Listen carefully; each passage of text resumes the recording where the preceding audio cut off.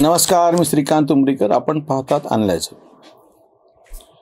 निवडणुकीचे निकाल लागले, मंत्रिमंडळाचे गाडं पण मार्गीला लागत आहे. एक जो प्रश्न या निमित्तानं उपस्थित होतो आहे, जो आम्हाला तुमच्या समोर ठेवायचा आहे, उभाठा शिवसेनेचं काय होणार? मुळात उभाठा शिवसेना किंवा ही सगळी गोष्टच काय घडली होती? भाजप बरोबर शिवसेना सडली असं तथाकथित लोकप्रिय वाक्य उद्धव ठाकरे नेहमी उच्चारायचे. आणि त्या पहिल्या 5 वर्षाच्या काळात 14 ते 19 सुरुवातीला तर 3 महिने ते मंत्रिमंडळात गेलेच नव्हते. रामदास कदम हे विरोधी पक्ष नेते, म्हणजे शिवसेना विरोधी पक्षामध्ये बसणार असं सिद्ध झालं होतं. पण नंतर जे काही पत्ते पलटले आणि शरद पवारांनी बाहेरून पाठिंबा दिला, सरकार स्थापन केलं आणि आपल्या हातून हे सगळं सुटलंय म्हणल्याच्या नंतर घाईघाईने गडबडीमध्ये शिवसेनेने पाठिंबा दिला. शिवसेनेचे 13 मंत्री मला वाटतं काही सुरुवातीला त्या मंत्रिमंडळात आले होते. आता जो प्रश्न उपस्थित होतो तो हा, की तुम्हाला तेव्हाही विरोधी पक्षात बसायची तुमची तयारी नव्हती. मी 2014चं सांगतो. भाजप, सेना, काँग्रेस, राष्ट्रवादी चारही स्वतंत्रपणे लढलेले होते. काँग्रेस राष्ट्रवादीला तर काही पर्यायच नव्हता. 41-42 असे त्यांचे आमदार निवडून आले होते, त्याच्यामुळे त्यांनी ते विरोधी पक्षात बसणारच. शिवसेनेला एक चांगली संधी सुरुवातीलाच होती, पहिल्यांदाच, की भाजपला पाठिंबा देऊन टाकायचं, ते सरकार स्थापन, जे त्यांनी 3 महिन्याच्या नंतर केलं. म्हणजे पहिली जी तुम्ही म्हणजे काय सिद्ध काय केलं सगळ्यात पहिल्यांदा, की तुम्ही विरोधी पक्ष म्हणून बसू शकत नाहीत. आता दुसरा पर्याय उपलब्ध होता. सरकारमध्ये गेल्याच्या नंतर तुम्ही ठामठोकपणे सरकार राबवून दाखवायचं, सत्ता राबवून दाखवायची आणि त्या माध्यमातून आपला पक्ष उभा करायचा. उद्धव ठाकरे यांनी शिवसेना सडली, राजीनामे खिशात, ह्याच्यातच वेळ घालवला. 2018ला संसदेमध्ये चंद्रबाबू नायडूंनी जो अविश्वासाचा ठराव आणला होता, त्याही वेळेस त्यांनी धोका दिला भाजपला.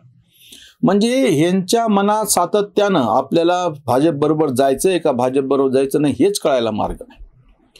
ही जी धरसोड वृत्ती आहे ना, ह्याच्यामुळे त्यांनी 2019ला स्पष्ट बहुमत मिळालेलं असताना सुद्धा धोका दिला, सगळा राजकारणातला घोळ घातला.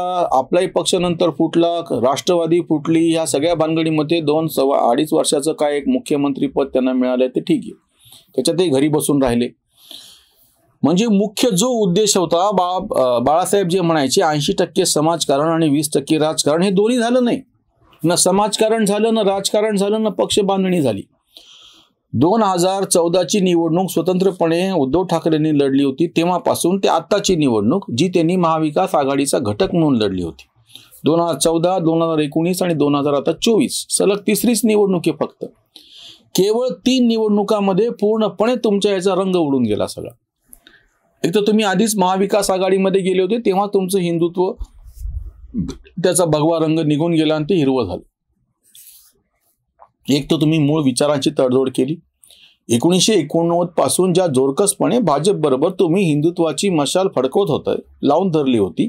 बाबरी मस्जिद पाडणारा माझा शिवसैनिक असेल तर मला अभिमान हे जाहीरपणे म्हणणारे बाळासाहेब ठाकरे, त्याची तुम्ही वारस सांगत होता. तुम्ही प्रत्यक्ष ती विचारसरणी सोडली, तुम्ही ते सगळा तुमचा संपन्न वारसा सोडला आणि ते सगळे असे लिब्रांडू पत्रकार अवतीभोवती गोळा करून बसले की जे तुमचं कौतुक करतात, की बाळासाहेबांचे चिरंजीव नसून प्रबोधनकार ठाकरेचे कसे नातू आहेत आणि पुरोगामी कसे आहेत.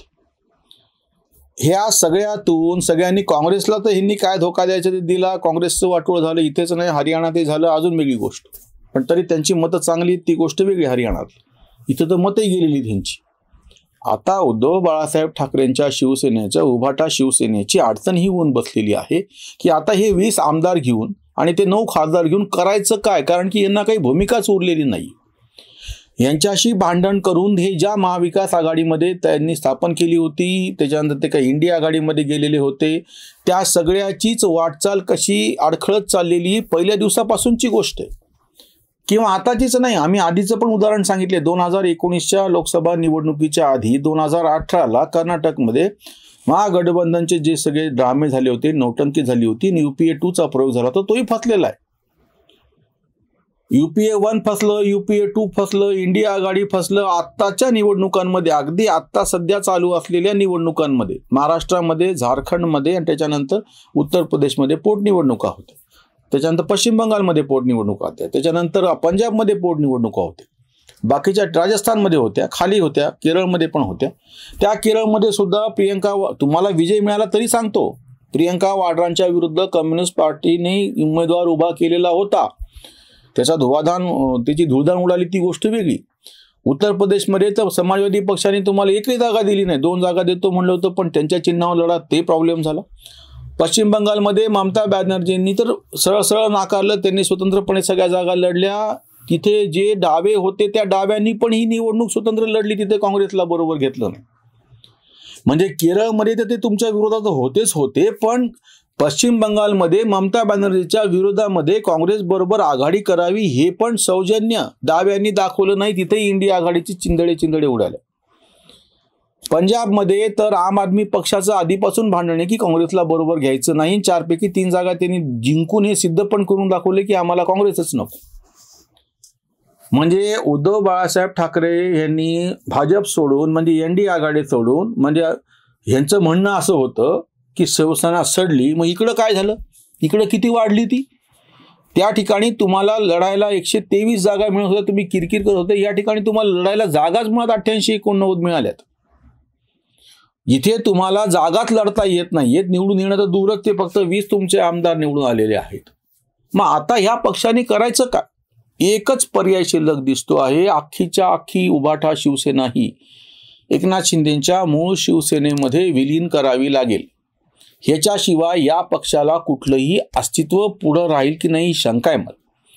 कारण की यांना कुठली भूमिकाच नाहीये, न राष्ट्रीय पातळीवरती एखादी विशिष्ट भूमिका आहे, न राज्याच्या पातळीवरती भूमिका आहे, न विकास कामाच्या संदर्भात भूमिका आहे, न हिंदुत्व आणि बाकीचे जे काही सगळे सामाजिक प्रश्न आधीपासून उपस्थित केलेले होते, अस्मितेचे विषय जे आधीपासून उपस्थित केले गेले होते, त्याच्यामध्ये तुमचं मोठं योगदान होतं. त्याच्यामुळे तुमचा एक फार मोठा असा मतदार वर्ग तयार झालेला होता.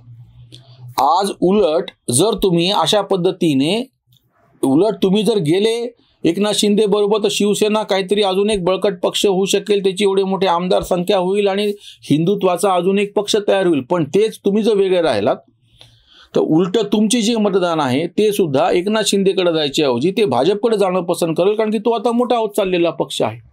132, 133 त्याचे आमदार आणि 4 त्यांना अपक्षाने दिलेला पाठिंबा, 137 पर्यंत आत्ताच पोहोचलेले आहेत. त्यांना सरकार स्थापन करायला फार थोड्या आमदारांची गरज. जसं शरद पवारांनी 1990ला 141 आमदारावरती सरकार स्थापन करून दाखवलं आणि 5 वर्ष टिकूनही दाखवलं होतं काँग्रेसच्या वतीनं. आताही महाराष्ट्रामध्ये तीच परिस्थिती आहे. एकटा भाजप सुद्धा अल्पसंख्याक सरकार स्थापन करू शकतो. हे जे रस्सीखेच वगैरे असे सगळे जे फुकटचे टायटल द्यायला लागलेत ना, लिब्रांडो पत्रकार, त्यांनी हे लक्षात घ्यावं. आज उबाठा शिवसेनेची सगळ्यात मोठी बोंब ही होऊन बसलेली आहे की ते धोबी का कुत्ता घर का ना घाट का असं म्हणतात ना, तसं होऊन बसलेलं आहे ते. म्हणजे ते घर राखायला कामाचा नसतो आणि त्या प्रत्यक्ष घाटावर गेल्याच्यानंतर तिथेही तो कामाचा नसतो. तसं तुम्ही ज्या इंडिया आघाडीमध्ये गेले होते तिथेही तुम्हाला काही उरलेलं नाही. मुळात इंडिया आघाडीच नीट उभी राहिलेली नाहीये. आणि तुम्ही ज्यांना सोडलं एनडीएला, त्या एनडीएला तुमच्यापेक्षा जास्त ज्याला आता मूळ शिवसेना म्हणून मान्यता आहे ते एकनाथ शिंदे, भक्कम असे आमदार आणि 8 खासदार घेऊन त्यांच्या बरोबर आहेत ते 9 खासदार घेऊन. मग अशा परिस्थितीमध्ये तुमचं उरलं काय? त्याच्यामुळे उबाठा शिवसेनेला आता एकनाथ शिंदेच्या बरोबर हातमिळवणी करणे किंवा त्या पक्षामध्ये स्वतःला विलीन करून घेणे याच्याशिवाय व्यावहारिक पर्याय तुम्हाला समजा भावनेचं काय शिंदे मिंदे खोके 50 खोके एकदम ओके म्हणून शिवाय तुमचं तुम्ही बसा, किंवा तुम्ही तुमचे 20 आमदार घेऊन बसा, ते 8-9 खासदार घेऊन बसा, त्यांना काहीच फरक पडणार नाही. त्याचा जो एक परिणाम राष्ट्रीय राजकारणात म्हणा किंवा राज्याच्या राजकारणामध्ये घडावा, हे जी अपेक्षा होती ती उरलेली नाही. कारण की तुम्ही तुमची हिंदुत्वाची विचारसरणी सोडलेली आहे आणि तुम्ही जी विचारसरणी किंवा जी आघाडी जवळ घेऊ पाहतात त्यांचं आपसातच काही अजून ठरत नाही. त्याच्यामुळे उबाठा शिवसेना ही मूळ शिवसेनेमध्ये विलीन होणे हाच एक व्यवहार्य पर्याय आता तरी दिसतो आहे. बघूयात काय होतं ते. इथंच थांबूयात. धन्यवाद.